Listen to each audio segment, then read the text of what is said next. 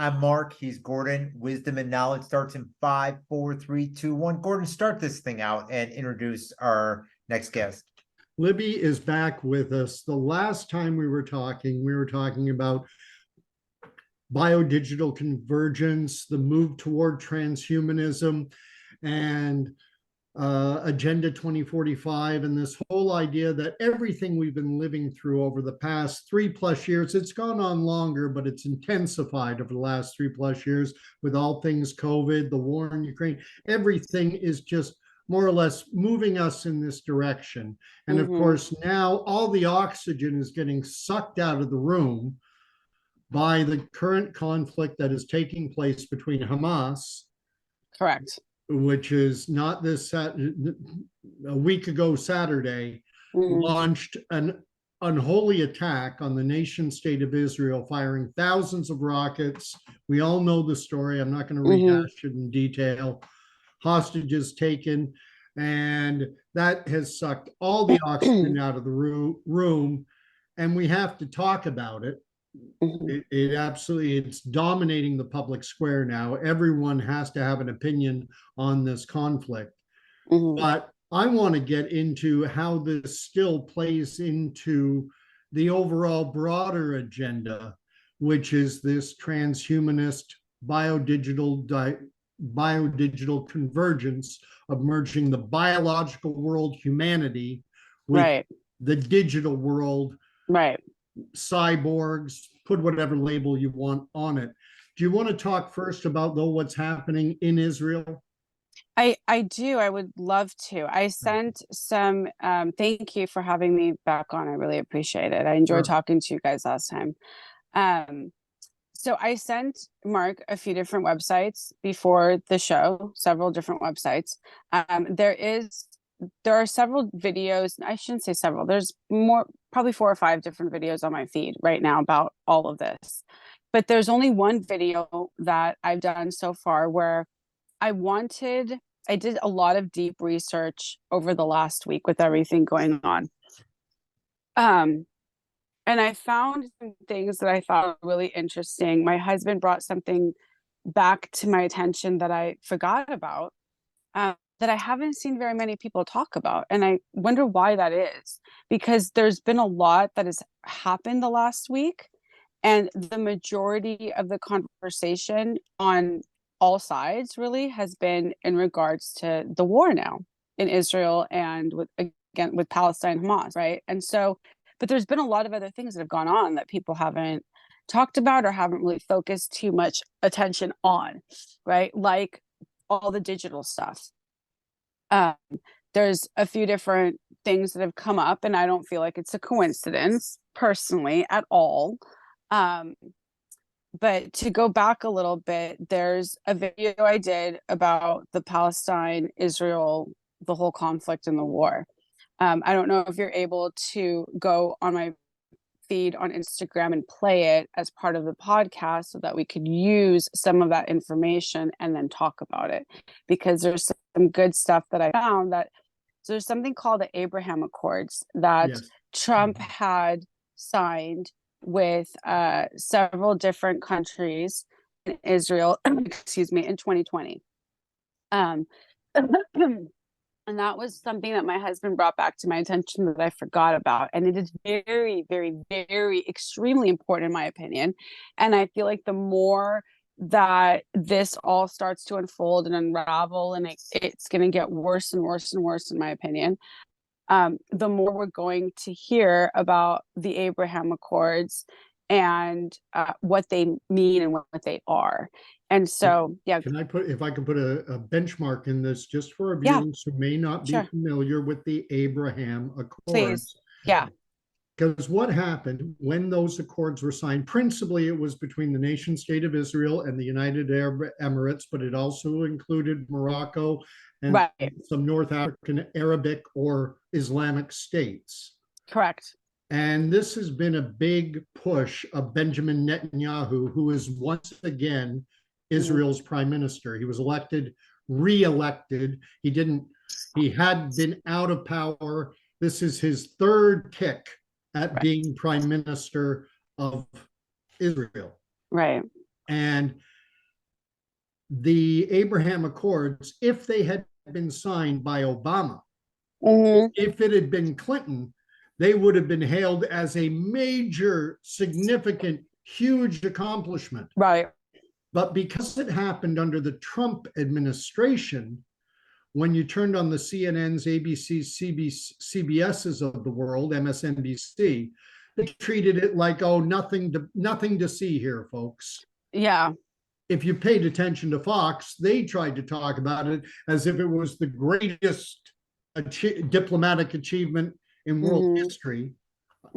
Both sides overstated their case, but Fox was closer to the reality. These were incredibly significant agreements that have the real potential to bring peace to the Middle East.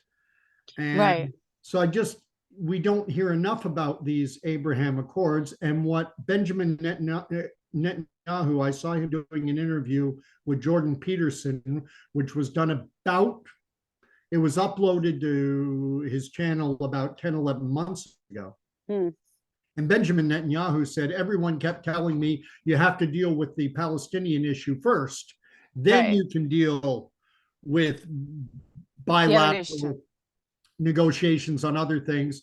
And Bibi, as he's euphemistically known, Bibi said, no, I'm going to establish trade relationships and establish economic ties and build on our strengths, and then I'll deal with the situation with the Arab Palestinian population. Definitions get so important. This word Palestinian is a bit of an invention. I prefer to stick the word Arab in front of it. But anyway, I just wanted to give that background on these Abraham Accords so that people know what you're talking about. So I'm glad the video. Like I said, I don't know if Mark's able to screenplay it, like while we're talking. Can you? We can try. Just there's 1 a way second. that you. Okay. All right, we're back. Video.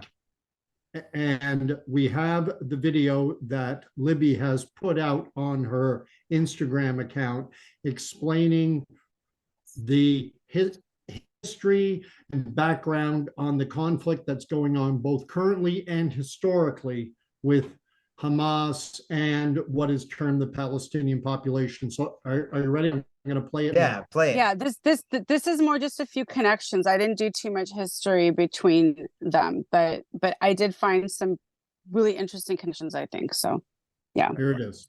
Okay. Hey everyone. As usual, I did some really deep digging. I wanted to share what I found with you all. First, let's hear from Hamas. شل أركانهم ودمر كيانهم اللهم مكننا من رقاب يهود اللهم مكننا من رقاب يهود فلقد اقترب يوم ذبحكم وصالكم والقضاء عليكم حتى لا يبقى يهودي ولا صهيوني على وجه هذه الأرض. عقيدتنا في قتالكم أننا سنبيدكم على بكرة أبيكم ولن نبقي منكم أحدا. قتلوهم حيث ثقفتموه ما فيش نعرفش حدد وين ما بنستطيع سنقاومهم التي يتم فيها ملكهم ويباد فيها أبناؤهم.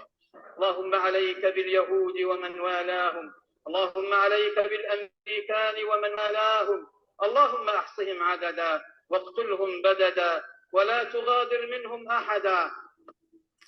Next, we'll hear from Israel.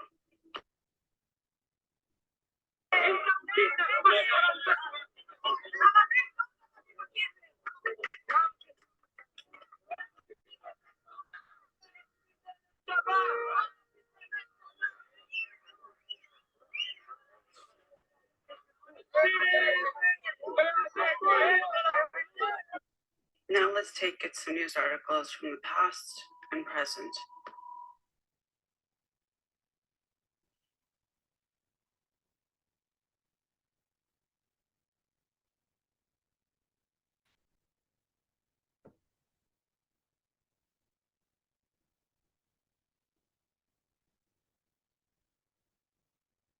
This entire war is because of the Abraham Accords. This is the reason why. And in order to understand this really well, in my opinion, you need to go back to the Bible and read the Abrahamic covenant, because all possible solution, in my opinion. And I went looking for it, and I found it. What's that, you ask? The building of the third temple.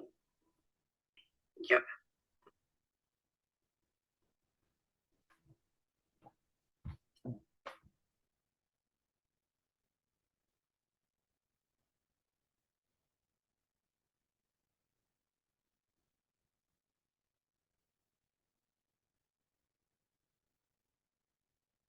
And I don't think I'm the only one who suspects and feels that this is their goal.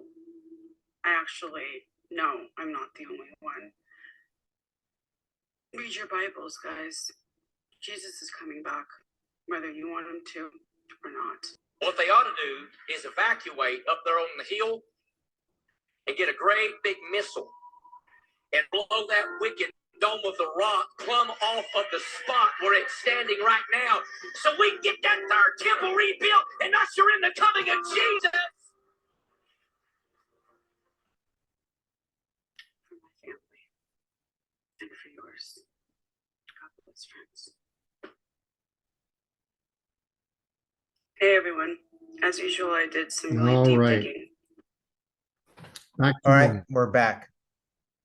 Now, having just watched that video, I want Libby, if you could, you are what is termed a messianic Jew. Could you explain to our viewers what a messianic Jew is? And Libby, Okay. now we've just watched that video, and you heard, you saw Libby at the end with the Star of David on, and what famous symbol that people will remember from the final solution of Nazi Germany. And I would like Libby to explain to our viewers, she is what is referred to as a messianic Jew, or rather a messianic Christian. Can you explain to our viewers what a messianic Christian is? Go ahead. Yeah, I'm just a person who was born Jewish and found Jesus and believes that Jesus is the Messiah. So there's lots of us, lots and lots. There's millions of Messianic Jews. There's some call themselves Messianic Christians. Most refer themselves as Messianic Jews or completed Jews. So I don't really consider myself a Christian, just because I feel like the word Christian is more man-made. And I understand the concept of it. It means to be a follower of Christ. I'm very much a follower of Christ, but I'm more than that. And that's not to make myself different than anybody else. There's been so much stigma and stereotypes that have been associated with the word Christian all the way back to the Crusades. So yeah, I think for me, it's just really important that I identify as Jewish and as a Messianic Jew, because it's what I am. I mean, Jesus was born Jewish. He had to have been born through the Jewish bloodline. Bloodlines are very, very, very important for that reason, you know. Well, quickly. just to put a point on that, I will invite readers or viewers to pick up this book. It's one of my copies, the Bible, and go to the Gospel according to Matthew and read chapter 10, verse 5. And that's Jesus instructing his disciples to go out and to spread the gospel good news and proclaim that the kingdom of God is at hand. And he says, do not go to the Gentiles, but go to the lost sheep of Israel. And then later in that same gospel, Matthew chapter 15, verse 21, there's a Canaanite woman who is pleading with Jesus for the healing of her, I believe it's her daughter. Yeah, and either her daughter or her son. I think, yeah. And Jesus ignores her, and he said, it is not fitting to feed the dogs. I have come back for the lost sheep of Israel. And the Canaanite woman says, yes, but even the dogs will eat the scraps that fall from their master's table. And Jesus says, I haven't seen faith like this in all of Israel. Your faith, by your faith, and her Right. child is made well. Right. So this is the Bible. Yeah. You don't get to choose. You don't get to pick. You don't get to say, I don't like this part, so I'm going to exclude it from my Right. faith. Yeah. And But a lot of people do that because it's really convenient for them. It feels better. And it makes them popular and cool in their eyes with their, where they live or whatever. we live in a world where I'm going to go back to the gospel, not the gospel, but the prophet Jonah. Jonah was sent to the Assyrians and the whole bit about being swallowed by the great fish, or if you prefer, whale, pick whatever word you like. And then he goes to the king of Assyria, and the account says, the prophet says, that the king of Assyria got off his throne. And I think that is significant because people have their throne, their view, their understanding, their perception, and they say, if I were God, this is how I would do it.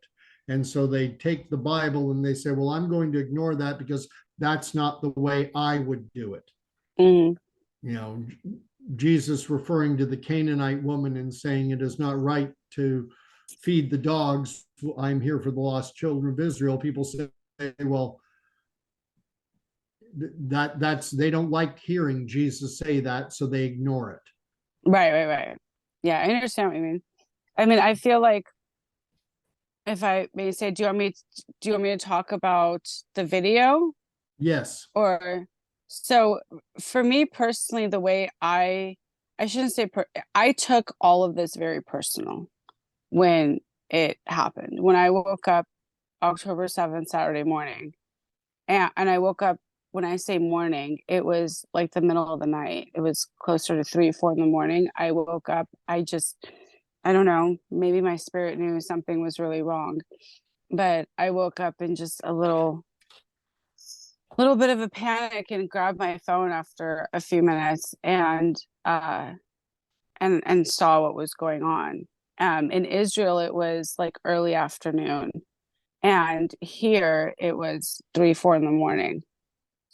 And I wasn't shocked, but I was shocked because to some extent I was expecting there to be something horrific in October. And I had mentioned several times, really, on my Instagram, on my stories and different posts. There's dreams I referenced that I've had that have been recurring. And I don't do that often, but there was one particular dream that I felt was really, really stood out to me. And I prayed enough about it that I felt like I needed to share about it publicly. So I did. And the reason I mention it is because I used a lot of that stuff as a guide when I researched about different things. So when I saw what was going on in Israel, I let myself that day, Saturday, just be whatever I needed to be. So because I woke up so early, by the time my husband got up and then saw what was going on, I had already been up for like half a day. And because I got up so early, I got up in the middle of the night practically. And so by the time he was up and the day was going at 9, 10, when I could finally, after he's had some coffee and he's awake and things, and tell him like, oh, this horrible thing's been going on, I had already been awake for like 5 hours or something.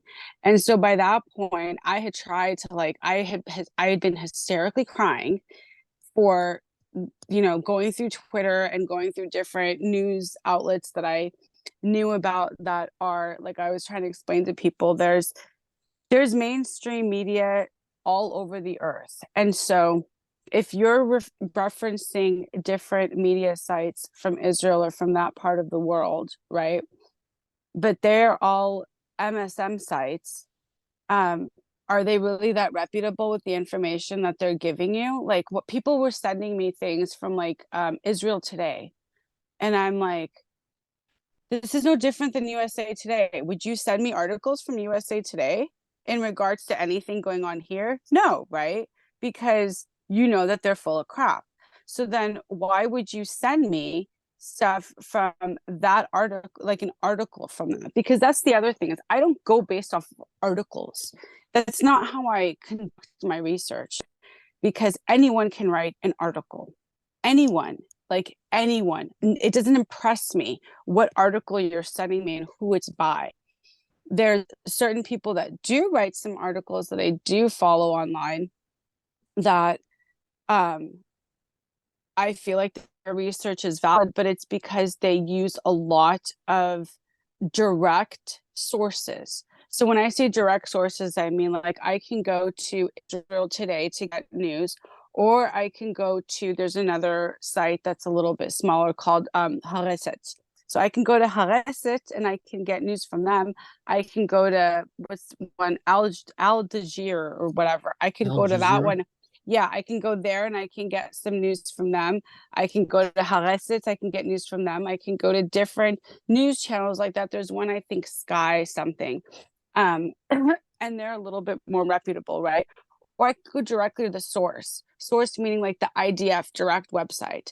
I can go directly to different governmental, you know what I mean, or hospital sites or police sites, things like that over there, to see what they're saying there.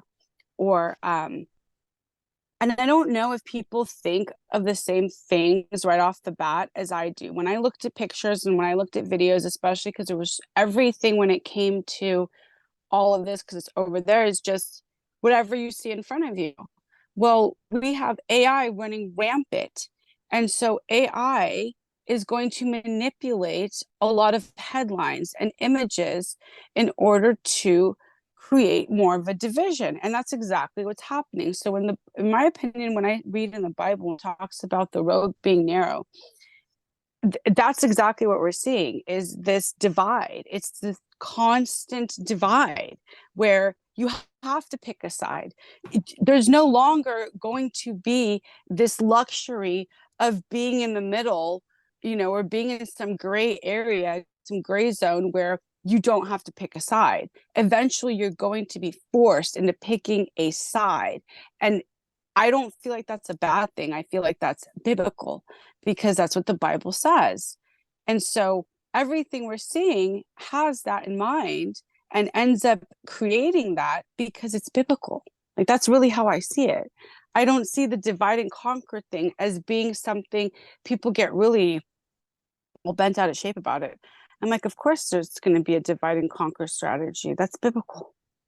There has to be a divide. Your video started out with a number of Hamas officials, imams, and the like, basically espousing what is Hamas's raison d'etre. Why does Hamas exist? What is their ultimate goal? What do they? Their ideology is to remove Israel off the map. And there is this false narrative that is portrayed, especially in our mainstream press, of this idea of a peaceful two-state solution. And the question I always ask, and I'm not suggesting that every single Arab Palestinian is supportive of Hamas. No, they're not. Most are not. There are lots of moderates. However, who's driving the bus, who's pushing this agenda, is the hardliners in Hamas, and their ultimate goal is not peaceful coexistence with the nation state of Israel side by side with territory carved out for a Palestinian state. What they want is Israel driven into the Mediterranean. They want Israel wiped off the map. They want the entire land to be an Arab Islamic caliphate. And not even a country in the modern sense of the word, but a caliphate, a theocratic Islamic state. And it's not just Israel. The extremists on the Islamic side want the entire world to be Islamic and an Islamic theocracy. But the Israel and the Jews have been saying this for eons. So this is not something brand new to me. It exists on both sides though, which is the reason why I felt like it was really important for me to present a video and put a video together that shows that it is equal. It is the same level of hatred on both sides for the other, the same level of brainwashing, the same level of indoctrination.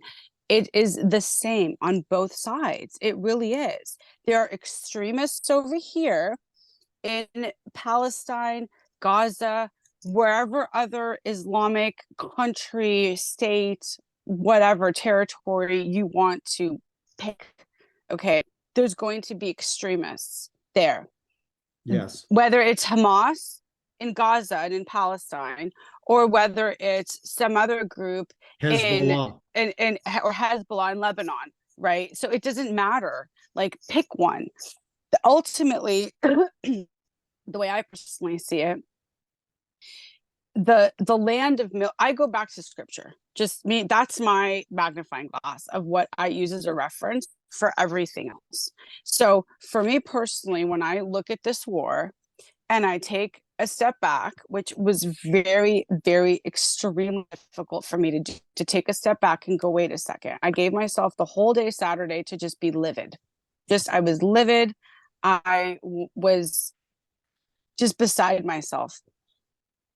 But for me, ultimately, I sat there and I took a step back and I thought to myself, there's nothing new here, really. This is the same cat and mouse game that has been going on for eons. I mean, decades, centuries. It goes back, like I mentioned before, to Cain and Abel. It goes all the way back to that, because I am a descendant of Abel and Adam. You cannot be the a descendant. Palestinians. You cannot be a descendant of Abel. Abel was killed. Well, not Abel. Sorry, I meant Adam. The Palestinians are, and the Arabs have this belief, right, that they were there first. It belongs to them. They don't believe in Jesus as the savior. They believe he's just a prophet.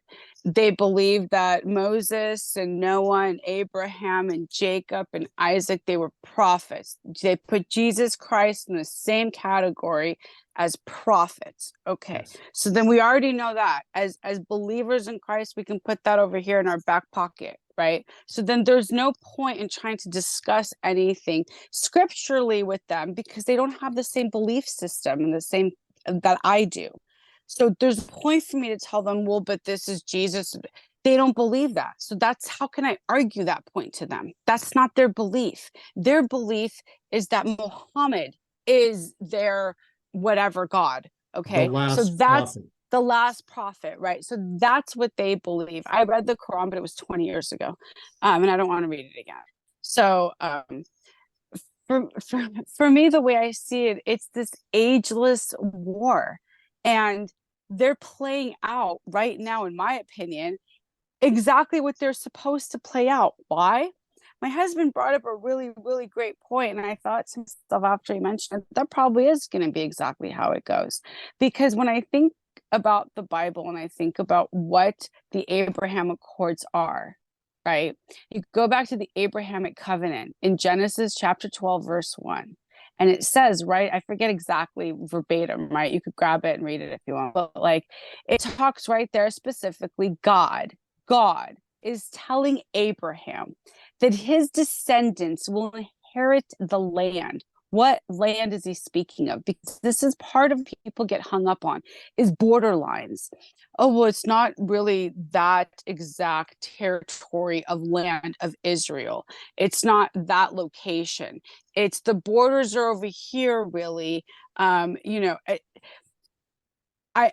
Yes, that's very important. That part is very important. But I feel like people are, I feel like there's people, I don't feel like God's going to make a mistake, and I don't think I need to worry about where the border is of Israel and, oh my goodness, they're doing it wrong and it's not really over there. No, there's no mistaking what God's doing. There's people that I feel like also get really hung up on timelines and where we're at in the timeline. And are we living in the millennial kingdom, or are we living in a short little period of time here? And did the rapture already happen? Is the rapture even going to happen? Is there even a rapture? And so there's all these different beliefs even within Christianity, right? There's pre-trib, mid-trib, post-trib, no, never gonna happen, already happened. I mean, really, there is. Sure. And Yep. I feel like ultimately we could sit here all day, all night, and talk about scripture and today, and that's kind of what I ended up becoming and doing, right, is comparing like Bible scripture and end times prophecy to today. And so I look around and I mean, it looks like Bible prophecy, it feels like Bible prophecy, and there's no other time in history where they could have created a microchip that sounds like that could be the mark of the beast. Could it be something else? I don't know. Maybe. People ask all. I feel like people get really hung up on things that don't really matter that much because they're outside of our control. Whether or not the mark of the beast is the shot or a digital ID or a combination of both, or a passport or a tattoo or a barcode they just put on your forehead. I mean, I don't, it does it matter exactly what it is? All that really ought to matter, and what I look for is this. If it's if they want me to use this in order to buy food, and if I don't use this, I don't get to buy food, there's a good chance that it may be the mark of the beast. So one of the things I said in the caption there of the video was, we are ripe right now, in my opinion, for everything coming true. All of it that we've been reading and that we were raised with for our whole lives and our parents' whole lives, or in my case, no, because I was born Jewish and I wasn't raised with Jesus and end times prophecy and stuff. But I feel like this whole war, when I read about the Abraham Accords and I read about the Abraham Covenant, that's exactly what it's based off of. So I don't think it's a coincidence that it played out the way it did. I feel like it's all very purposeful. It's done very calculated, like pieces, like a chess game. And I Good feel like analogy. Netanyahu knew that there was going to be an attack. There is absolutely no way that I believe for a second that Israel was taken by surprise. There's no way. With the Iron Dome being what it is, my brother served on the IDF in 2014, 2015. He's now wanting to go back, and I pray to God he doesn't, because me and him have just been estranged for years because of all this COVID nonsense. But I can tell you, and there's people in Israel that'll tell you, whether they're on the IDF or citizens, there is no way that Israel was surprise attacked. Hamas put out a promotional video on their website just a few days before they invaded the country of, guess what? Of Hamas walking on the street with guns, tanks. It was like a parade. And I shared it on my story, and I showed people, do you really feel like Hamas put this promotional video up showing like their strength and everything they've got, right? And what do they have? Our weapons. Everything we left behind in Afghanistan is what these mother effers are carrying around in the streets. And they posted this promotional video 4 or 5 days before they invaded Israel. The Iron Dome doesn't just accidentally not intercept 22 to 3,000 or 5,000 rockets, and then all of a sudden there's nobody that's sitting there like sleeping and all of a sudden goes, oh shit, hold on, let's push the button to. No, it doesn't work that way. That's not how it works. And for anyone to walk around and say that Israel was surprise attacked, didn't know that it was coming, Netanyahu knew. He knew. He allowed it to happen for a reason. And in my opinion, the reason has to do with the Abraham Accords. Because how are they going to get the other countries around there to sign them? How? Why did Biden leave all of our stuff in Afghanistan? Why did Blinken send $6 million to Iran? And then why did he think he should freeze it as soon as they went to war? Why? Why did they do that? There's already articles that I found where people were already saying, other journalists, right? Actual journalists, not me, that were like, this all has to do with the Abraham Accords. Biden has now completely destroyed the prospect of that. What would happen if now would be a great time for this to happen, right? Israel's not going to stop, because what Hamas did by invading the country the way that they did this time, this has been going on for decades. The fact that they went in and it looks like they surprise attacked the safest country on earth when it comes to military. They don't get surprised because it's Israel. And so the way I see it, and the way when my husband mentioned it, I thought it makes a lot of sense that they would do it this way because of this reason, right? Because of this reason. In order for the Abraham Accords to get signed, there has to be a big motive for the other countries surrounding it that haven't signed yet to want to. What would make them want to? Like, what would make them want to actually sign the accords? In my opinion, it would be having a stake in the land. They all want a piece of it. They all want a piece of Jerusalem. Everybody does. But why? Why? Is it really just because it's such holy land? Is that really why? Or is it because there's something else that's coming that no one wants to really admit could happen, like the building of a third temple in Israel?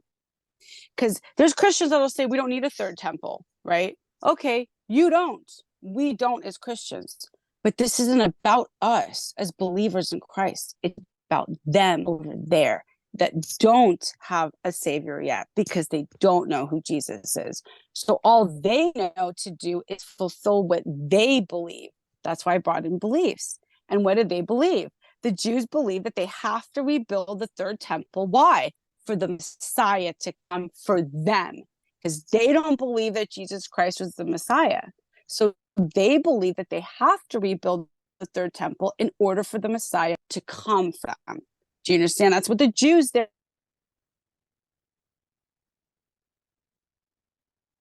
And their mosque destroyed, because that's where Muhammad ascended to heaven, and that's their last prophet, and he's going to come back to the same spot, right? But there's other things that happen there. Jesus Christ, when he comes back, his second coming, is coming back to the same spot where he ascended, and that's in the same area. That's all in the same area. People have said that Jesus will march through the eastern gate of Jerusalem. And if you look at the eastern gate of Jerusalem, it is completely sealed. Looks like, I'm not sure exactly. So, I mean, so to me, the way I see what they could be doing is this: if Israel actually, for Israel to completely wipe Gaza off the map, because we're not talking about Palestine, we're talking about Gaza, and the Gaza Strip is like a mountainous, the territory, the terrain, the topography of Israel is very, very unique. It's really interesting and amazing because there's mountains with snow, desert, forest, flatland. It has everything, and it's this tiny little nothing speck of land. Like, it is very, very, very small country. You could drive the entire length of the country, north to south, east to west, in less than a day.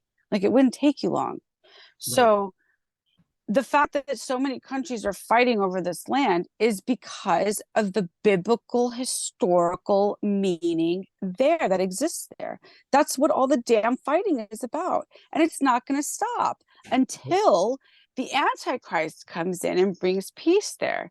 In my opinion, that's going to be whoever's able to bring the Abraham Accords back and have them signed by the other countries that haven't signed them yet.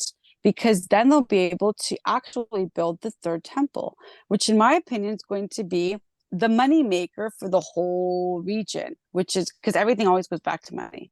If they can't make something off of it, they're not going to be invested in it.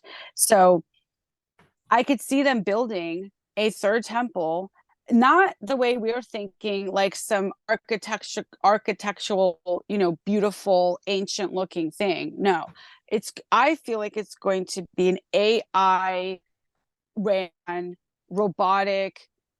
I see like a concrete, like nothing pretty. I mean, pretty in the sense that it'll be very modern and very futuristic looking.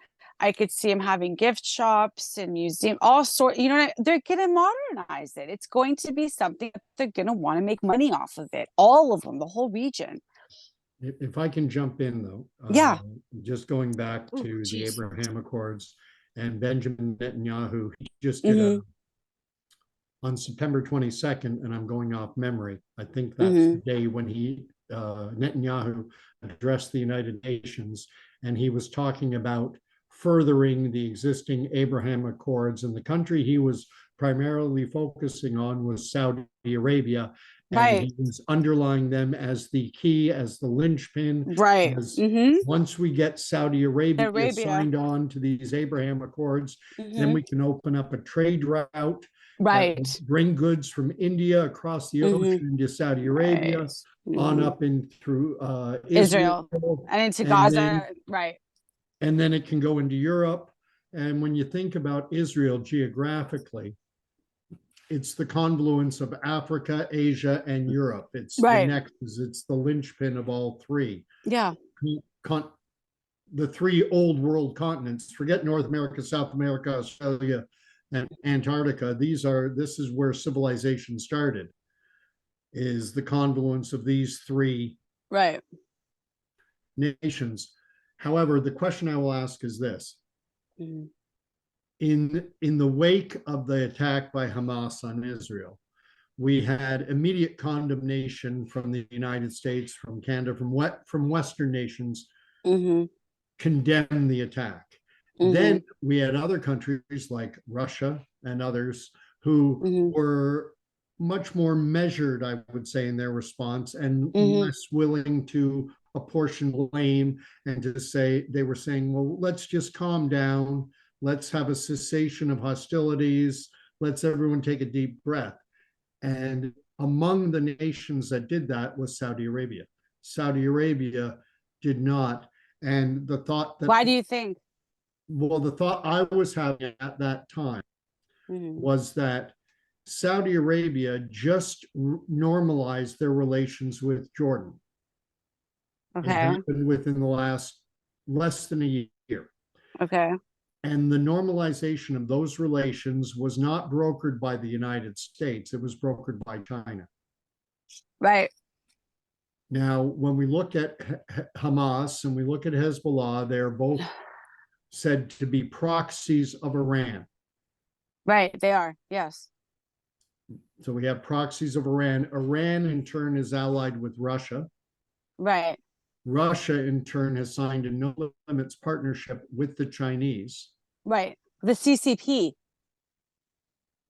Chinese Communist Party. Yeah. Yeah. Mhm. And then we have Saudi Arabia, which traditionally has been seen as being something of an American proxy in Mhm. the Arab world, Mhm. like the United Arab Emirates.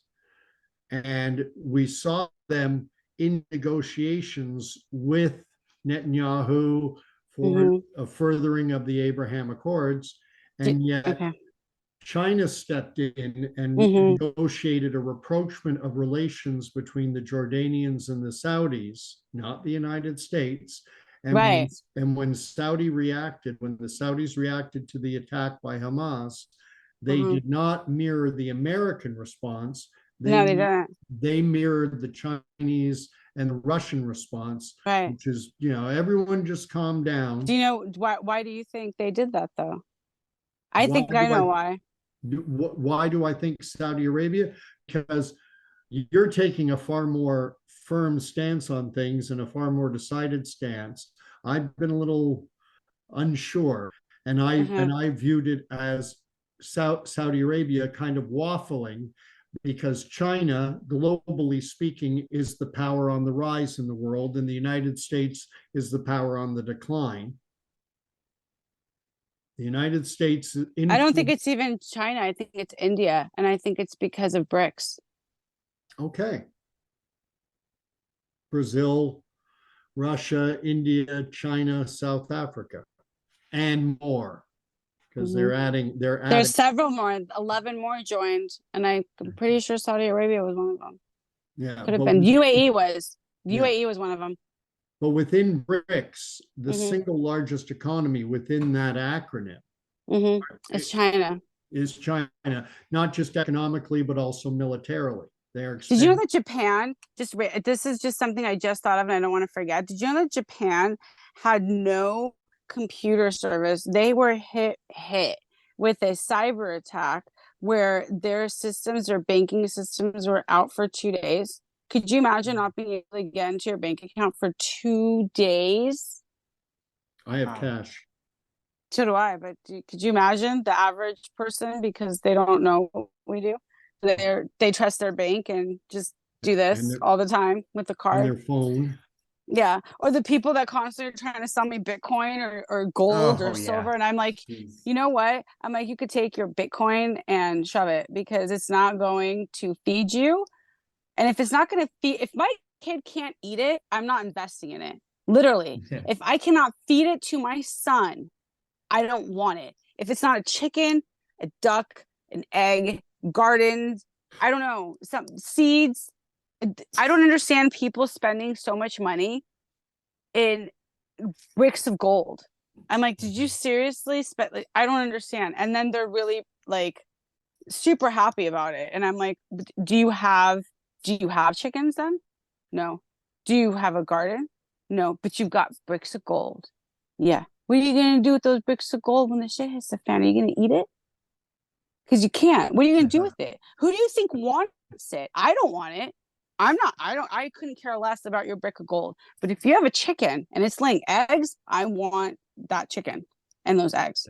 Because I can feed that to my son. He doesn't care about a brick of gold. He'll play with it, but he doesn't care about it. So I don't understand that. Earlier, you referenced something that and a lot of people will be familiar with. Their YouTube videos out there with guys who have a whiteboard and they're espousing their post-millennial, pre-millennial, post-trib, mid-trib, pre-trib, and they will tell you definitively, we are here. This is where we are. Great. That's on the awesome eschatological timeline. Okay. And I'm just right here. Yeah, I'm right here. But that's all I know. In broad scope, in broad strokes, where are we, do you think, and how long? Because you're enumerating where they're pushing us, toward a mark of the beast of some description, where whatever it is, like you say, it could be a mark on the forehead, a chip in your arm, who knows? But whatever the system is, you're not going to be able to participate in the economy. You're not going to be able to buy anything.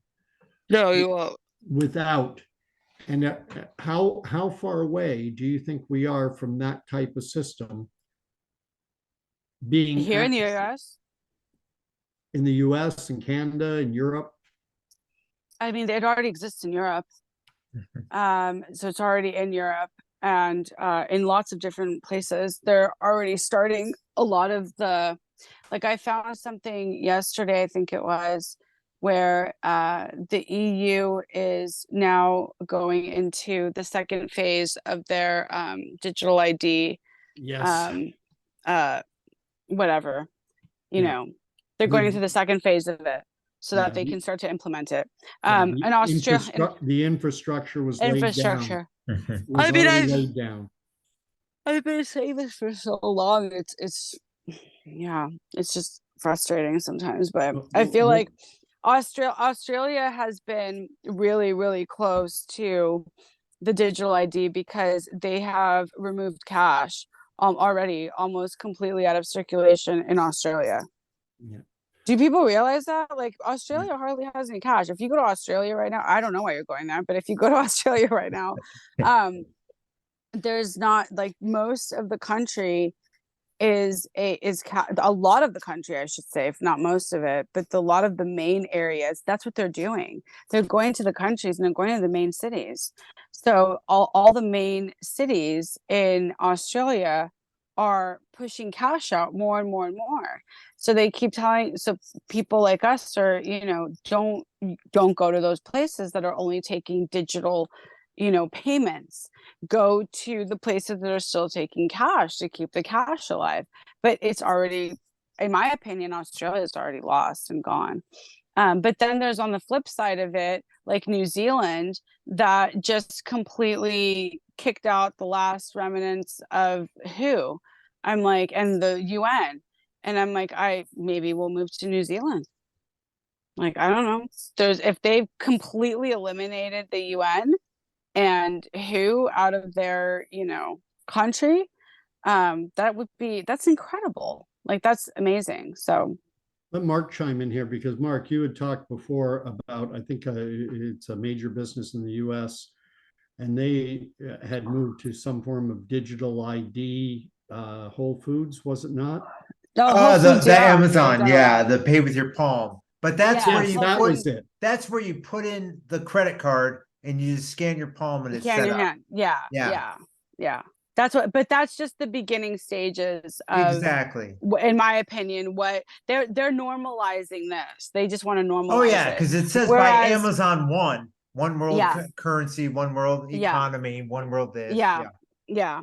So in Switzerland, they've been paying with their hands for a while. They have they have little booths set up in Switzerland where you could just go to the booth and have a microchip put in your palm of your hand that'll have your information, and then you can just keep going, and then you get to access all those areas because now you can just swipe it with your hand, pay and everything.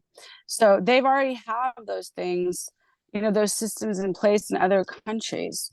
Here in the United States, it will be harder for them to implement on a local level, like on a state by state local level. That's why I keep saying that that's the most important thing you can do, is like go be in a state where the Constitution has been amended recently and read the damn amended Constitution and make sure that it fits what you are looking for in terms of freedom. Like because once, look at eventually, there's already a digital ID, there's patents. I've posted them. There's patents for digital IDs with Bank of America, with here, there, everywhere. So it's not a matter of like, are they going to? When will they?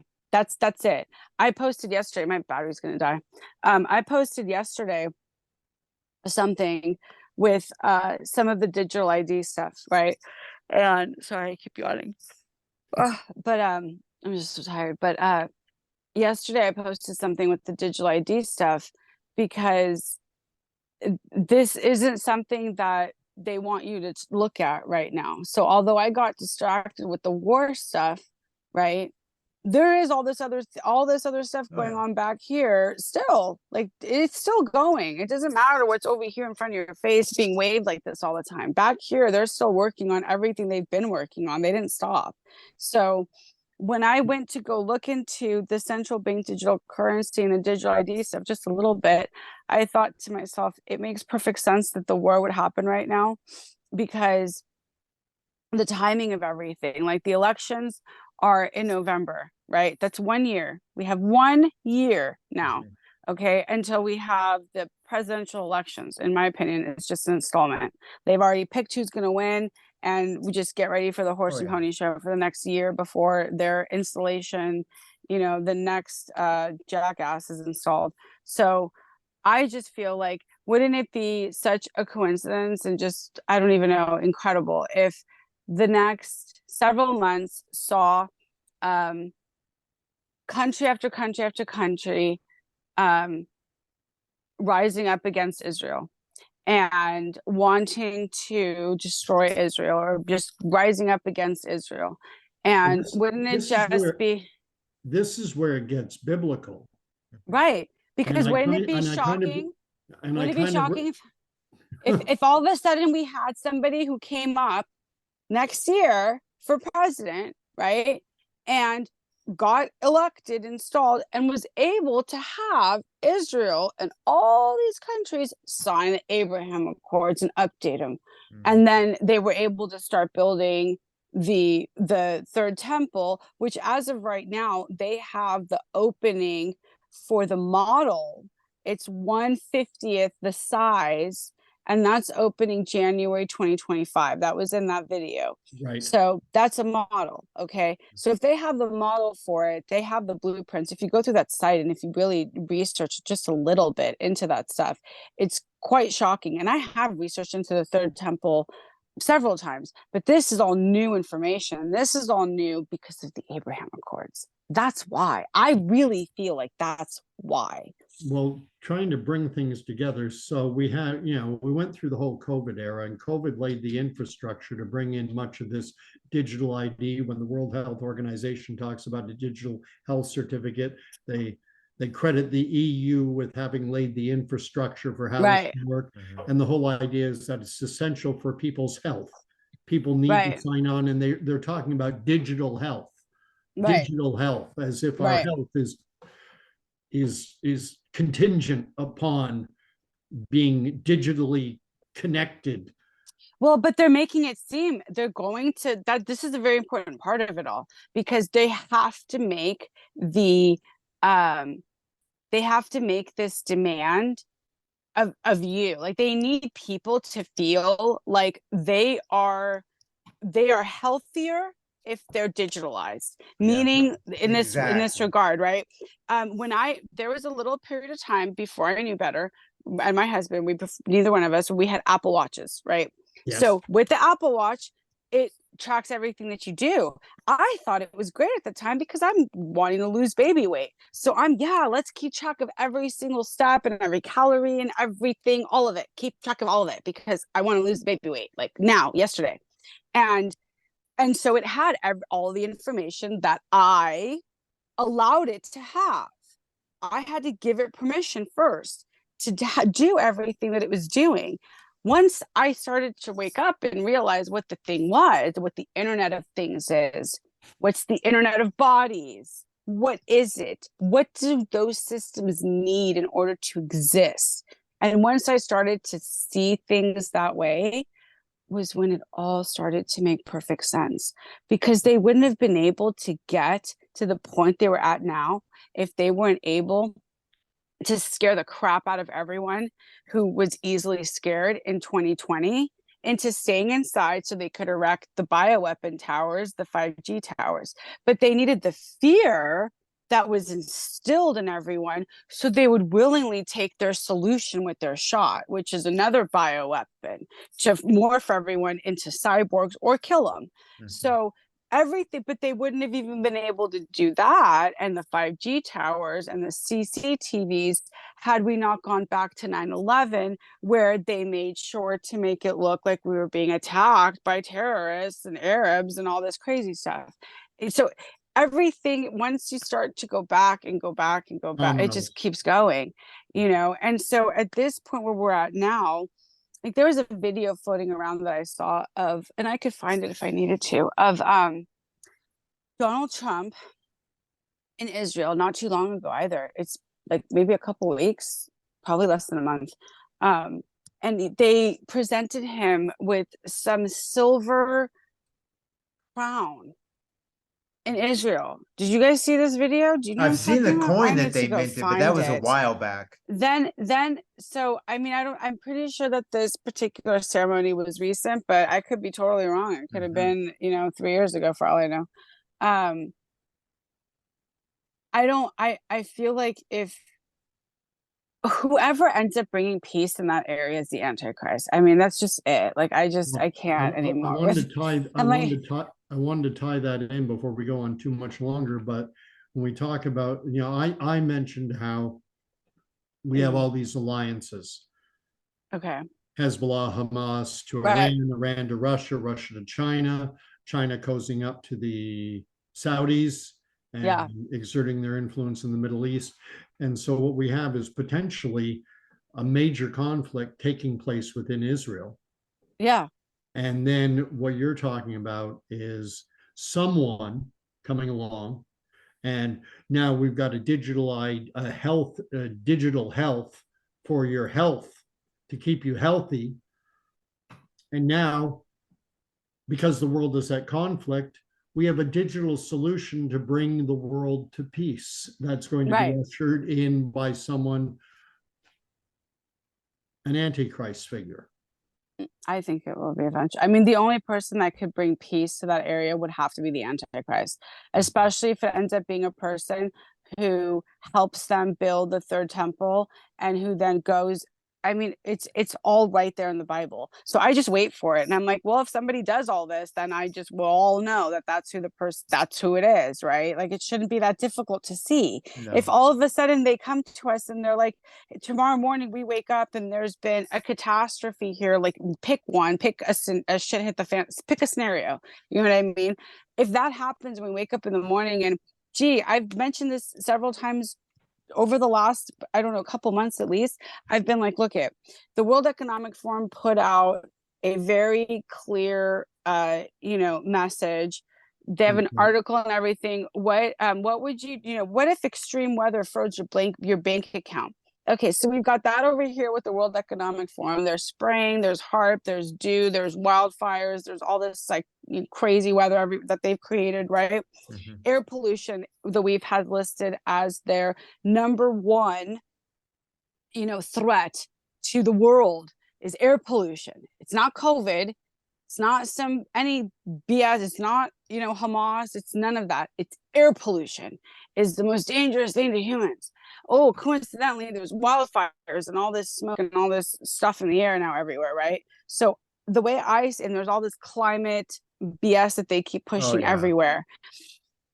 So everything's tied into each other. And I try to figure out how it all is. But the way I see it all tied into each other is very biblical, because it all is to create one thing. They don't just want to depopulate the earth. They want to depopulate the earth of particular sects of people. There are particular bloodlines and ethnicities that they want removed off of the earth completely. Why? Because it would, in my opinion, be a threat to their AI digital world. They don't want people like me alive. People like me are a fucking threat to their system, right? They don't want people like us alive.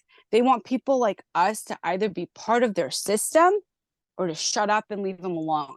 That's what they want with us. And Elon Musk was very clear when he talked about AI and talked about robots and about what their goal would end up being. And that they might just, if they decided to wipe out humanity, they wouldn't do it because they hated humans. They would just do it because they saw us as ants and they're just trying to build something and we're the ant that's in the way. And not trying to kill an ant when you step on an ant, you just kill an ant because it was there and you were just going somewhere. And the way, if I can, there are so many rabbit holes you can go down, but they're all connected to each other. And I mean, they really all are. There is one where I read about the creation of a new one world religion that would bring together Islam, Christianity, and Judaism into one. Have you looked at that? Have you seen anything on that? If it's something in regards to AI, then I may have, but if not, then I may not have seen it.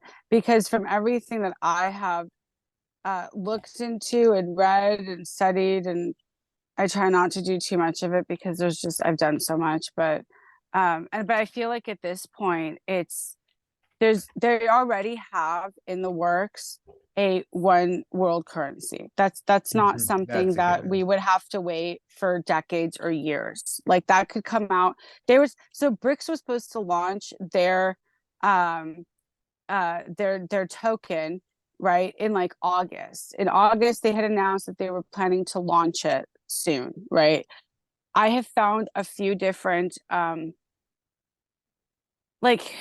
sites and things that make me feel like the rainbow money could very well be it for BRICS. Like, BRICS may very well come out with their digital token, their thing that they have could be a rainbow currency. but not because of the LGBT whatever stuff, because it would be something that would combine all of those countries together so that it would make them all one country, right? But not one country in that sense, one country in the sense that they would have their own token. It would be their money, where, and that's what they're trying to do with devaluing the dollar. They want to devalue the dollar, and that's why I feel like a lot of this is wars going on, is not just because of everything going on between Israel and Hamas and whatever on a biblical level, but also because monetarily they need to be able to push their digital beast system, and they can't do it if they don't have a good reason to be like, oh, well, while you were sleeping, because of the war and because of this and that, we froze the account. And so now your $10,000 is no longer 10,000 US dollars. It's now 20,000, I don't know, Bitcoins, or is 20,000, central bank digital currencies. So, and now we need to make sure that you are who you say that you claim that you are, because the whole world's gone to crap. So in order for us to authenticate you, that's another word that people ought to be aware of, because they're going to keep using it more and more. So now that there's a catastrophe everywhere, and we've got FEMA camps and this, that, floods, whatever, wildfires, we have to make sure you are who you say you are. And I don't know who you are. So I need you to go here and do this and get this digital and that, they have to have like a good reason in order to push that kind of thing. And here in the United States, what they're going to come up against is states. So they could pass whatever they want on a federal level. The federal level doesn't matter. It's more what they do on a state level. So that's why you got to make sure that the Constitution, the state that you're living in, is going to support your freedoms and isn't going to mandate and force upon you health regulations without your permission that you don't want, or they're not going to try to take your guns, they're not going to try to all that kind of stuff. Like, one of the other things that I had found was how they're giving nature person rights. They're doing all this crazy stuff because they have to push hard. I don't feel like they were expecting such a pushback like we've given them. We really have given them quite a fight, and I don't think they were expecting it. Well, it's interesting because to tie it back into the Abraham Accords, and I'm reading this right out of a CNN news article that was published in March of this year. Okay. And it's in Abu Dhabi. And Abu Dhabi is part of the United Arab Emirates, and it's one of the countries that signed on to the Abraham Accords in 2020. The United Arab Emirates on Wednesday inaugurated the Abrahamic Family House, an interfaith complex housing a mosque, a church, and the Gulf Arab states' first ever purpose-built synagogue. That sounds like what they want to do with the third temple. It sounds very similar. It sounds very similar.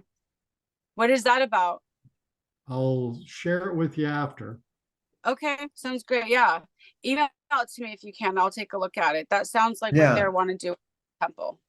And you talk about while uniting the world's three great Abrahamic religions, because we start off with Judaism, Abraham, Isaac, and Jacob. Abraham had two sons. The other one was not Ibrahim, was Ishmael. And Ishmael became the father of the Islamic peoples. Right. And then Christians who follow Jesus Christ. And so all three of these major world faiths have Abraham as the one single common denominator. Right. Yeah. And you talk about someone coming in and unifying those three faiths. What the way it would be presented is, I could see it being presented the same way the vaccine was presented. This is our path to salvation. This is our, if everyone would just go along, everyone just do as this guy says. It could very well go that way. And who would be that guy that says? Because I think it could very well be Trump. So I would expect the elections next year to be Trump against either Harris or Michael Obama? Yeah, I think Obama. I don't think Newsom would be in there, you know. No, I don't think Newsom would be in there either. I think it's gonna be Trump. Newsom might try because he's a dummy, but he wants people to laugh at him. Yeah. I don't know. Anyway, My phone's about to die though. Yeah, no, I think it's a let's good wrap time to this up. wrap up. I think it Yeah. is too, and Libby, I'm gonna post your Instagram and your Okay. Patreon where you can support Libby Thank and you. watch, her exclusive content, and also you get a session with her monthly. It's a great thing Thank that you're you. offering, and please continue to speak out, Libby. We need more people Thank like you.